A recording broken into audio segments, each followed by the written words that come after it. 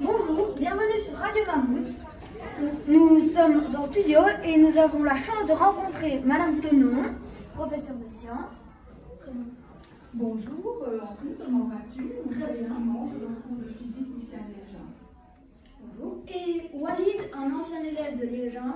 Bonjour. Voilà.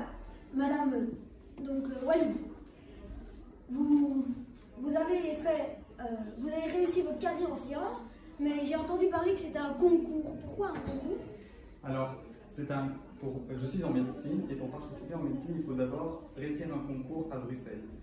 Pourquoi il y a un concours? Eh bien parce qu'en fait, il y a beaucoup trop de personnes qui veulent faire médecine et pour pouvoir sélectionner entre guillemets, les meilleurs, il faut faire un concours et sélectionner les bons.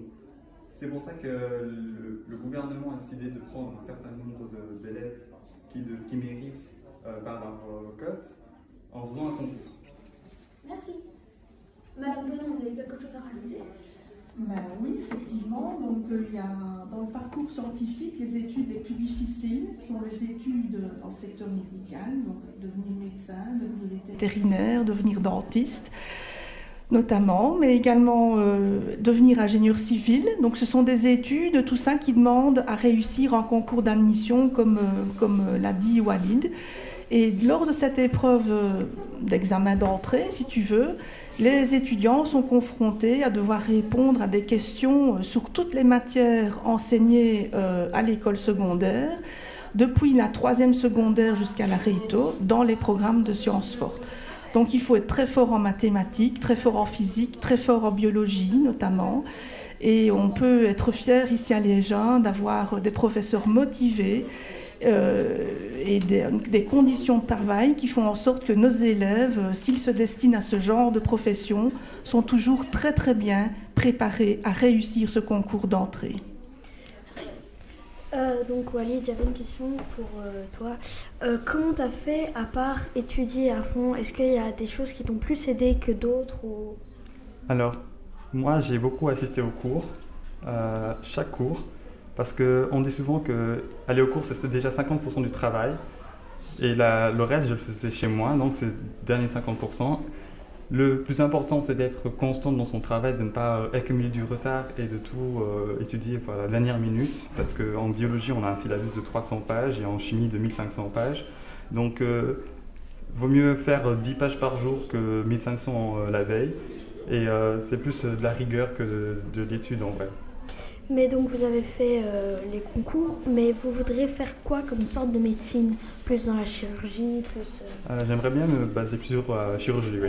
D'accord, merci beaucoup. Madame Tenon, vous donnez des cours de quelle année à quelle année? Eh bien, moi j'ai en charge dans mes attributions des élèves de sciences fortes qui sont en 4e secondaire, en 5e, en Réto, et je donne également cours de physique aux étudiants qui sont dans notre 7e science ici à Liège. Donc en 7e science, ce sont des élèves qui ne sont pas nécessairement de Liège, mais qui viennent d'ailleurs. Ils ont eu leur diplôme après leurs 6 années en sortant de Réto. Ils ont par exemple eu trop peu de sciences, mais ils regrettent parce qu'ils auraient bien voulu faire kiné, faire dentiste, faire vétérinaire plus tard, devenir médecin.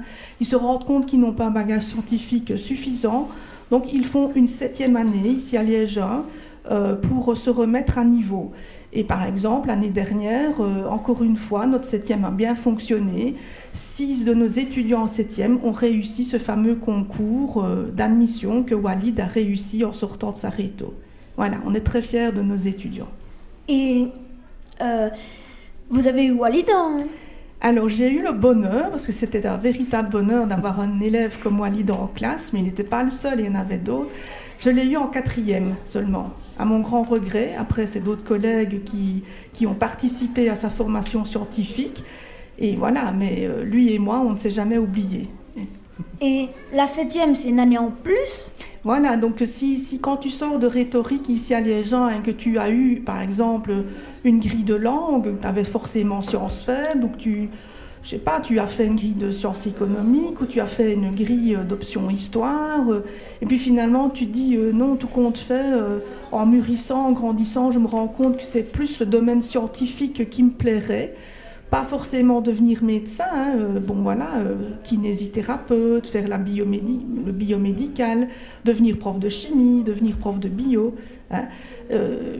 On doit se remettre à niveau dans toutes les sciences et aussi en mathématiques. Donc en 7e, on a des grilles avec en gros 18 heures de sciences, 10 heures de mathématiques et 4 heures d'anglais.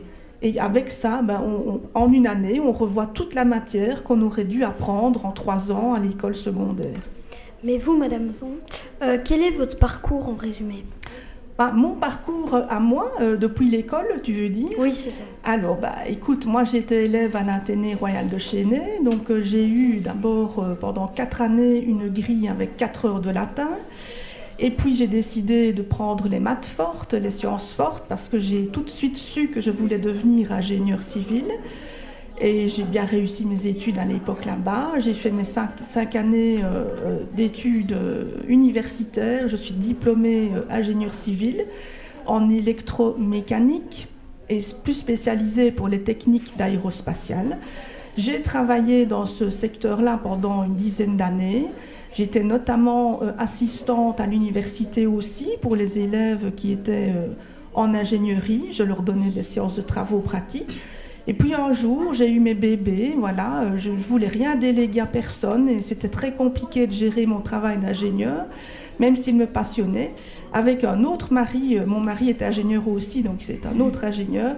Et donc, jamais voulu prendre de nounou, etc. Donc, pour mes enfants, j'ai changé de carrière et je suis devenue professeure. Voilà, donc me revoici maintenant professeure depuis plus de 15 ans et j'ai toujours à cœur de transmettre ma passion pour les sciences. Et voilà. Merci. Walid, tu as fait le tournoi d'éloquence. Oui, en 5e année. Et qu'est-ce qui est bien? Pourquoi as-tu voulu faire le tournoi d'éloquence? Eh bien, au début, c'était seulement à Paris, entre amis. J'avais un ami qui voulait faire le tournoi d'éloquence, mais il ne voulait pas du tout le faire seul, et donc il m'a lancé au pari de le faire contre un cookie, pour anecdote. Et au final, je suis allé très très loin. Beaucoup de personnes n'y croyaient pas trop, mais au final, avec un peu d'humour, ce qui a été vraiment la base de mon tournoi d'éloquence, je suis arrivé en finale. Et est-ce que vous avez eu un prof qui vous a aidé pour arriver Oui. dessus? J'ai eu pas mal de profs qui m'ont conseillé, qui m'ont donné pas mal d'outils comme Madame Martin et Madame Stas. Et j'ai aussi eu beaucoup de professeurs qui m'ont soutenu comme Madame Delglaise, Madame Pirlet et encore beaucoup d'autres. Donc non, je n'étais pas tout seul. Et tu dis que tu as fait ça avec un ami au départ, mais je pense que le tournoi d'éloquence, on est seul dans une pièce. En finale, mais on était là en train de travailler en groupe, mais seulement qu'on avait une personne à côté lors de l'aventure. Et on a combien de temps pour faire notre texte? De mémoire, la première étape, on a environ 3 semaines, la deuxième étape, on a 1 semaine, et la dernière étape, on est enfermé dans une salle pendant environ 5 heures, je pense. Et tu fais ton texte pendant ces 5 heures-là et tu le présentes. Et on a des trucs particuliers, enfin des thèmes particuliers. Des thèmes? Oui. La première étape, tu choisis ce que tu veux. La deuxième, on te l'impose comme la troisième aussi, donc c'est assez vague, c'est souvent une citation ou un proverbe que tu dois commenter. Merci. Merci beaucoup. Bonne fin de journée, au revoir. Merci Merci Henri. Au revoir.